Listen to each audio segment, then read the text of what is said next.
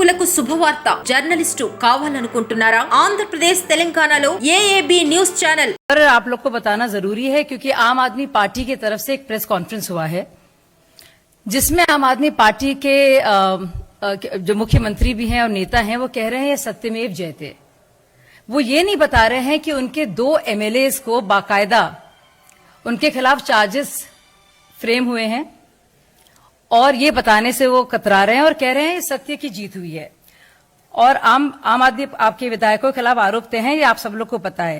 वो कोर्ट का ऑर्डर मेरे पास है, उसका एक पैराग्राफ पढ़ना लाजमी है क्योंकि मुझे लगता है कि हमारे देश के इतिहास में, साथियों, हमारे देश के इतिहास में ऐसा पहली बार हुआ है कि एक मुख्यमंत्री के घर पर मुख्य सचिव की उसी मुख्यमंत्री के विधायकों द्वारा पिटाई हुई हो, दुर्व्यवहार हुआ हो, ऐसा पहले कभी नहीं हुआ है। और सोचने वाली बात है कि आम आदमी पार्टी ने लगातार कहा कि ऐसा तो कुछ वाकया हुआ है नहीं। हाँ, आप जानते हैं हम किसकी बात कर रहे हैं। हम अंशु प्रकाश जी के साथ जो असॉल्ट हुआ था फरवरी 2018 की बात है, उसकी बात कर रहे हैं।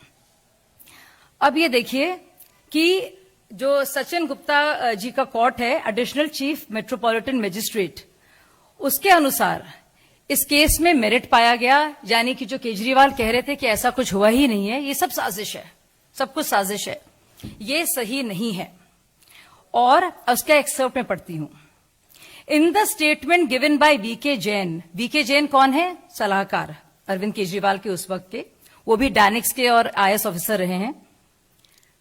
और ये अंडर सेक्शन 164 सीआरपीसी के तहत रिकॉर्ड हुआ है।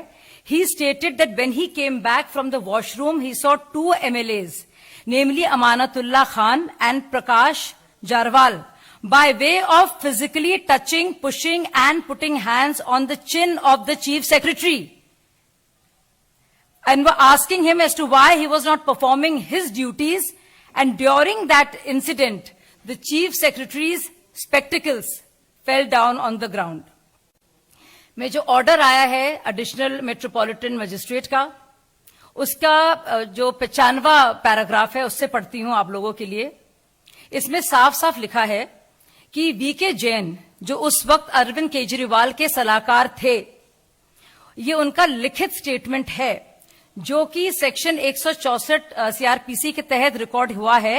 उसमें वो बाकायदा बताते हैं कि जब वो वॉशरूम के बाहर आए तो उन्होंने देखा कि आम आदमी पार्टी के 2 एमएलए अमानतुल्लाह खान और प्रकाश जरवाल ना सिर्फ धक्का मुक्की कर रहे थे, लेकिन ठुड्डी को पकड़कर पीछे ऐसे उन्होंने धक्का दिया था कि चीफ सेक्रेटरी के चश्मे जमीन पर गिर पड़े थे।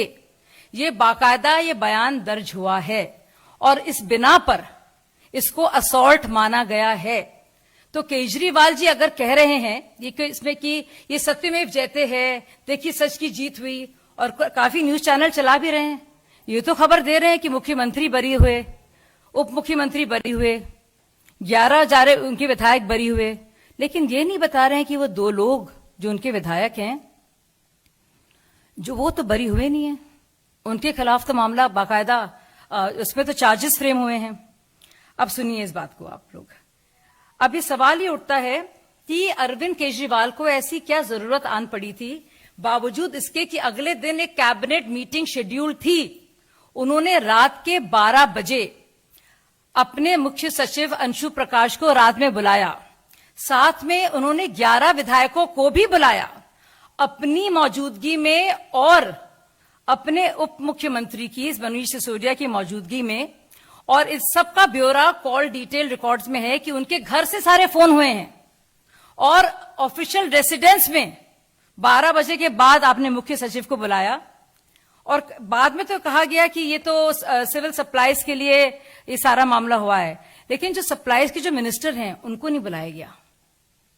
सोचने वाली बात है। तो मेरे कुछ सवालात हैं, मैं चाहती हूं मीडिया के जो लोग हैं जो डर के मारे शायद नहीं बोलते, या हो सकता है बहुत ज्यादा इश्तिहारात दे रहे हैं, सारा मामला इश्तिहारात का है, आप जानते हैं। ये सब इश्तिहारों के लिए क्यों लड़ाई हुई थी, सब आप भी जानते हैं कि क्यों मारपीट हुई थी उनके साथ, मुख्य सचिव के साथ। तो इसका सारा मकसद ही ये था कि इस तरह से धौस की जाए और डराया जाए, धमकाया जाए, ताकि मुख्य सचिव उनकी बात को माने। तो जो चार्जेस फ्रेम हुए हैं, इसका मतलब ये है कि प्राइमा फेसा ये माना गया है कि असॉल्ट हुआ है और वो अरविंद केजरीवाल के ऑफिशियल रेसिडेंस में हुआ है।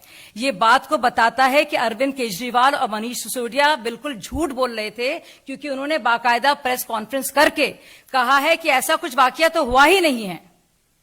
ये सब लोग आप निकाल लीजिए, प्रेस कॉन्फ्रेंस उस दिन का है, आपको मिल जाएगा ये सारा मामला। हम आपको ये भी बता दें कि उन्होंने इन दोनों एमएलएस को बचाया है। उनके खिलाफ तो चार्जेस फ्रेम हो गए हैं। ये तो बड़े उछल उछल के कह रहे हैं कि भाई सत्यमेव जयते, देखिए हमारे खिलाफ तो कोई मामला नहीं है। लेकिन इन दो लोगों के खिलाफ जिस कोर्ट के जज ऑर्डर की वजह से ये खुशियां मना रहे हैं और सत्यमेव जयते चिल्ला चिल्ला के कह रहे हैं, उसी के तहत तो ये दोनों आरोपी जो हैं, उनको आरोपी माना गया इन दोनों एमएलएस को। उसके खिलाफ इन्होंने क्या एक्शन लिया? क्या डर लगता है इनको कि अगर ये एक्शन लेंगे या सस्पेंड करेंगे या इनका इस्तीफा मांगेंगे तो दोनों इनकी पोल खोल देंगे और बताएंगे कि इन्हीं के कहने पर, मुख्यमंत्री और उप मुख्यमंत्री के कहने पर उन्होंने इस हरकत को अंजाम दिया। अब देखिए एक और बात, अभी तक अरविंद केजरीवाल ने ना तो माफी मांगी है, पहले डिनाई किया, अब कहा कि भाई हम लोग नहीं थे, ये दो थे, और इन दोनों पर चुप्पी साध ली है। तो अब ये बताइए कि उन्होंने क्यों ऐसा किया। फिर अभी तक आम आदमी पार्टी ने अभी तक ये कल की बात है और अभी तक 24 घंटे से ज्यादा वक्त हो गया है, इन दो एमएलएस को ना तो कंडेम किया है, ना इस्तीफे की मांग की है, ना सस्पेंशन की बात की है, ना कुछ भी, ये तक नहीं कहा कि जो उन्होंने किया है वो गलत किया है। फिर एक और बहुत जरूरी कागजात, एक बहुत इंपॉर्टेंट दस्तावेज मेरे हाथ लगा है साथियों। वो दस्तावेज ये है, जो दिखाता है कि 28 अगस्त 2018 दिल्ली के जो होम मिनिस्टर है सत्येंद्र जैन, उन्होंने एक प्रपोजल रिजेक्ट किया जो दिल्ली पुलिस की तरफ से गया था कि एक स्पेशल पब्लिक प्रोसिक्यूटर होना चाहिए इस पूरे मामले में। अब उनको क्या जरूरत, जब उन्होंने कुछ किया ही नहीं था भाई, जब कुछ मारकाट हुई ही नहीं थी, तो आप बताइए क्या वजह रही कि जब पुलिस कह रही कि हमें प्रोसिक्यूशन के लिए चाहिए प्रोसिक्यूटर, तो उस रिक्वेस्ट को उन्होंने क्वॉश क्यों किया? और ये बाकायदा उन्होंने लिखित तौर पर भेजा है।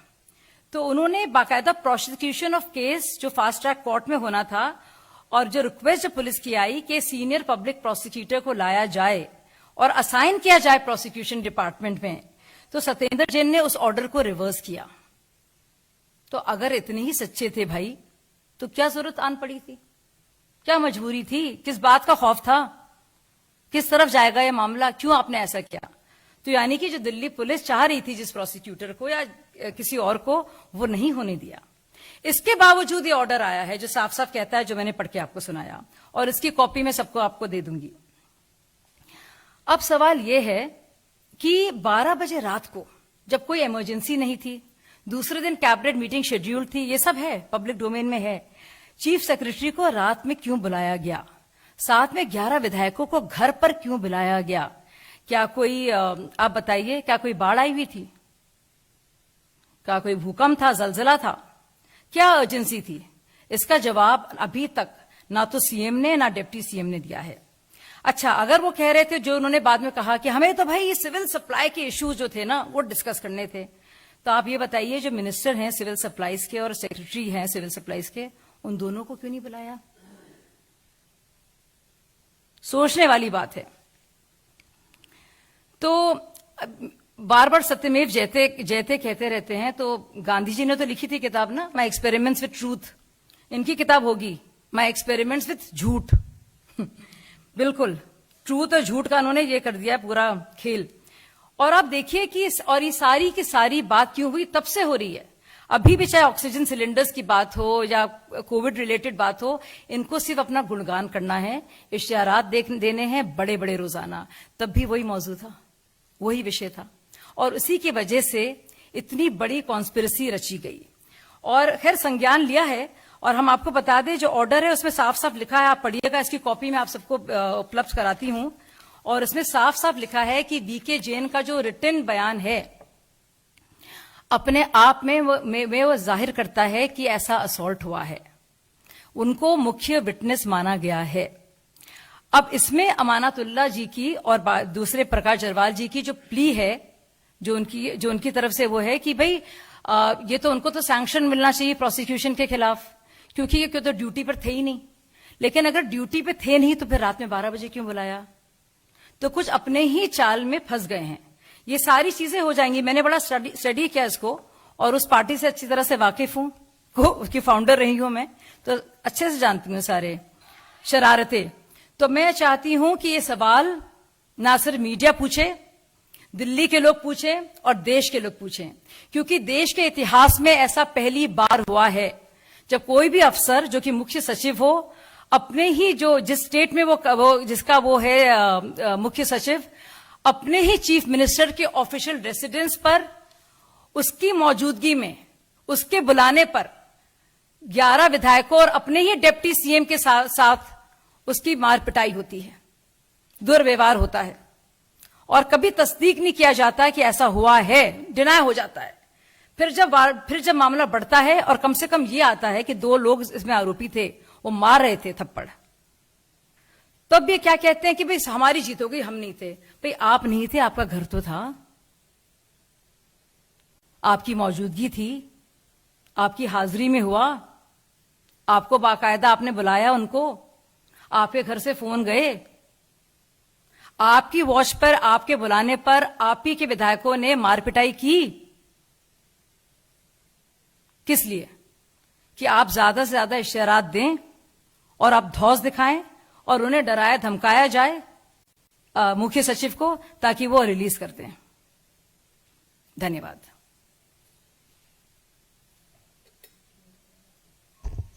ये मैं आपको दे दूंगी और कोर्ट का ऑर्डर भी है। और ये देखिए, ये है request for appointment of Shri Atul Srivastava additional PP to represent the state in the case. पूरा केस है और इसमें सीधे ऑनरेबल मिनिस्टर ऑफ होम की तरफ से आता है कि I am directed to inform you that the appointment of Shri Atul Srivastava additional public prosecutor has been cancelled by honourable minister to represent the state in this case.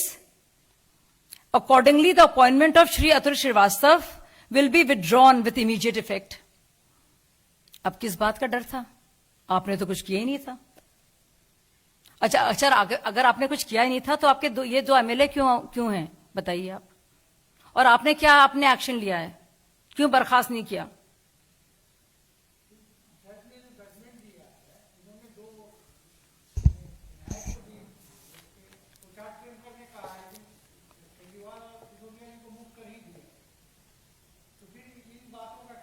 बता तो रही हूं, इन बातों का ये मतलब है। अरविंद केजरीवाल तो कह रहे थे ऐसा हुआ ही नहीं है। उन्होंने वो तो इतने मुख्यमंत्री हैं, उन्होंने सच की शपथ खाई है और उन्होंने झूठ बोला है क्योंकि उनके घर में हुई है मार पिटाई। ये डिस्प्यूट इस बात का कहीं नहीं है कि उनके घर में बुलाया गया और मार पिटाई हुई। उन दो एमएलए का आरोपी करार होना इस बात को दिखाता है, पूरी तरह से दर्शाता है कि उनकी हाजिरी में ऐसा हुआ। आपको लगता नहीं है बहुत बड़ा ये ऑफेंस है? ये कभी हमारे देश की हिस्ट्री में नहीं हुआ है। ये इतनी बड़ी चीज है, मुझे लगता है बहुत बड़ी खबर है, लेकिन मुझे समझ में नहीं आ रहा है कि जो उन्होंने प्रेस कॉन्फ्रेंस की, अपने बरी होने की तो बात कर दी, लेकिन ये 2 लोग भी तो मौजूद थे, उन्हीं के वहीं पे बैठे थे और वहीं पे बुलाया गया था। जी आकर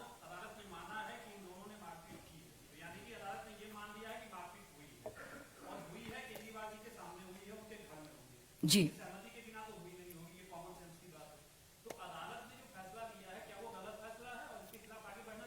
मुझे लगता है कि जो भी पार्टीज हैं इसके खिलाफ बढ़ेंगी, लेकिन मुझे ये बात समझ में नहीं आ रही है कि जब अरविंद केजरीवाल इसी ऑर्डर पर सत्यमेव जयते कह रहे हैं और प्रेस कॉन्फ्रेंस कर रहे हैं और बहुत फुदक कर सबको कह रहे हैं कि देखिए ये साजिश हुई है, तो उसी ऑर्डर में ये क्यों नहीं बता रहे हैं कि हमारे 2 एमएलए मौजूद थे भाई, उनको आरोपी ठहराया गया है, हमारे सामने हुआ है मामला, हमारे घर से गए हैं फोन।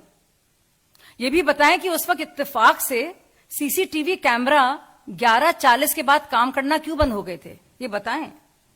इसमें तो कॉल डिटेल रिकॉर्ड का संज्ञान नहीं लिया गया है, लेकिन अगर संज्ञान लिया जाए तो साफ पता चलेगा, क्योंकि दोनों मतलब फोन कहीं से तो गए। नहीं, मैं अदालत के खिलाफ कुछ नहीं बोलूंगी, लेकिन अदालत ने कम से कम इस केस में मेरिट पाया है। प्राइमा फेसाई तौर पर 2 आरोपियों को तो कम से कम बरी नहीं किया, और क्योंकि इसमें बयान है वीके जैन का, वीके जैन अपने आप में एक सीनियर अफसर है जो एडवाइजर थे, जो साफ कह रहे हैं ये उनका बयान है, ये उनकी आंखों देखी बयान है उनका, कि वो वॉशरूम से आते हैं और देखते 2 एमएलए मार रहे हैं, बैठे हुए हैं मुख्यमंत्री जी। तो आप इससे ज्यादा क्या होगा? मतलब वो नहीं पीट रहे हैं। हाँ चलिए, आपकी बात सही है, उन्होंने खुद पिटाई धुनाई नहीं की, लेकिन अपने विधायकों को बुलाया। और ऐसी क्या इमरजेंसी थी रात के 12 बजे, जब अगले दिन 10 बजे बाकायदा कैबिनेट मीटिंग शेड्यूल थी, और बाद में यह कहा गया है, ऑफिशियली कहा गया है कि सिविल सप्लाईज डिस्कस करना थे, तो उसके सेक्रेटरी और उसके मंत्री क्यों नहीं थे? ये 11 लोग क्यों थे मनीष सिसोदिया के साथ? बताइए, इसका जवाब दें वो। तो ये सारे सवालात हैं जो पूछने हैं। मैं ये चाहूंगी कि मीडिया के लोग सवाल ये पूछें, देश पूछे, और सबके सामने अरविंद इसका जवाब दें। जो मीडिया कॉन्फ्रेंस कर रहे हैं और कोई सवाल नहीं पूछ पा रहा है उनसे, या बरी नहीं हुए हैं, ये पहला ये ऑर्डर आया है। इस पर अब देखिए दोनों तरफ दोनों पार्टियां करेंगी, लेकिन क्या केजरीवाल करेंगे इसको लेकर देखना है। क्या बलि का बकरा बना देंगे प्रकाश जारवाल को और अमानतुल्लाह को? क्या वो बलि का बकरा बनेंगे? आपका ये कहना है कि केजरीवाल जी का घर क्राइम सीन है? बिल्कुल। ये असॉल्ट हुआ, ये तो कोर्ट कह रहा है साफ साफ। जब असॉल्ट, फिजिकल असॉल्ट प्रूव हो गया है, मतलब दिखा रहा है वीके जैन के बयान से, जब विधायक, चुने हुए विधायक मार पिटाई कर रहे हैं मुख्य सचिव के साथ, और दिखाया कि उनके चश्मे गिर पड़ते हैं, और हम सब लोगों ने वो फुटेज देखी है रात में, जब जो अंशु प्रकाश जी सर झुकाए हुए जा रहे हैं, सर नीचे करे हुए अपना, और वो किस तरह से चल रहे हैं, उनकी बॉडी लैंग्वेज दिख रही है सारी, वो हमने सब लोगों ने देखा है उसको। बिल्कुल, सीएम के घर में 12:15 जो भी टाइम है, मुझे सही से याद नहीं है, वो क्यों निकल के जाएंगे और पीछे से वही सीसीटीवी फुटेज जो है उस वक्त था, क्यों वो रुक जाएगा? कितनी सीसीटीवी फुटेज के लोग बात करते रहते हैं। अपने घर का ऑफिशियल रेसिडेंस में नहीं चल रहा था सीसीटीवी। तो मारपीट का वक्त जब होता है, सुनिए, जब ऐसा कुछ कॉन्स्पिरेसी रची जाती है, क्योंकि कॉन्स्पिरेसी का मामला भी है। अब मैं कोर्ट की नहीं अपमानना करूंगी, लेकिन कम से कम उन्होंने प्राइमा फेसा है तो उसको कुछ माना है। लेकिन वीके जैन का जो बयान है अपने आप में कहता है, और इतना कॉन्ट्रडिक्शन इनकी बात में है, क्योंकि अमानतुल्लाह की प्ली जो है और एमएलए की, वो कह रहे हैं कि प्रोसिक्यूशन होना नहीं चाहिए क्योंकि ड्यूटी से रिलेटेड नहीं था ये मामला, और जब मारपीट रहे हैं तो कह रहे हैं आपने ड्यूटी क्यों नहीं की। अब जब ड्यूटी नहीं थी मुख्य सचिव की, तो आपने रात के 12 बजे क्यों बुलाया? किस लिए बुलाया? खाना खाने के लिए बुला रहे थे? बालूशाही बांट रहे थे आप वहां पे? क्या कर रहे थे भाई कि 12 बजे रात को, जो कभी होता नहीं है, या कोई इमरजेंसी हो तो जाहिर होता है, लेकिन क्या इमरजेंसी थी? ये बता दे, इमरजेंसी बता दें, या तो बता दें इन दोनों आरोपियों के बारे में क्या करेंगे, वो किस बात का डर है। ये बता दे सत्येंद्र जैन ने बाकायदा पब्लिक प्रोसिक्यूटर की मांग को क्यों खारिज किया, और बल्कि बिल्कुल उसको कर दिया, विड्रॉ कर दिया उसको, क्यों किया? पब्लिक प्रोसिक्यूटर को क्यों हटाया? किस बात का डर था भाई? शुक्रिया।